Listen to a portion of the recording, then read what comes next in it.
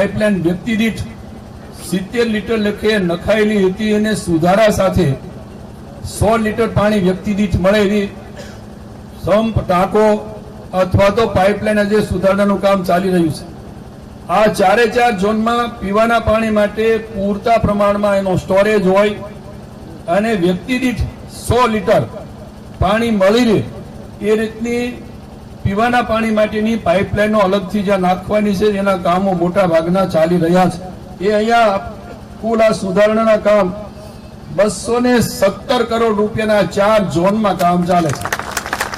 તો કરોડ રૂપિયા આપણને વિદ્યા અને જસ્તર આપણી વિધાનસભા બેઠકમાં 300 કરોડ રૂપિયા પીવાના પાણી માટે થઈને આપણે અત્યારે આ યોજનાઓ મંજૂર થઈ ક્યાંક ચાલે છે, ક્યાંક હજુ આજે ખાતમુહૂર્ત કરી। એટલી આ યોજના સૌ પ્રથમ ઇતિહાસમાં આપણને મળી હોય ને તો આ વિસ્તારની અંદર પહેલી વહેલી મળી છે। આ વિસ્તારને આવતા દિવસોમાં પીવાના પાણીની ચિંતા ન રહે એ રીતની યોજના જો કોઈ લાવી શક્યું હોય તો આ વિસ્તારના ધારાસભ્ય મારે એમ કહેવું જોઈએ કે આ એક ઇતિહાસ બનવાનો છે।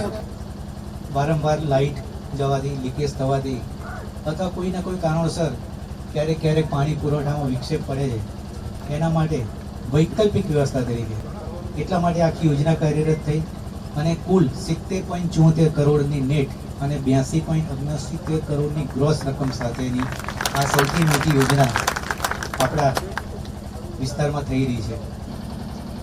પાણી પુરવઠા જૂથ યોજના આપણી વિસ્તારની 4 જૂથ યોજના અને આ જે વૈકલ્પિક વ્યવસ્થાના ભાગરૂપે 5મી જૂથ યોજના થઈ મણિયા સાહેબ લગભગ ભૂલતો ન હોતો।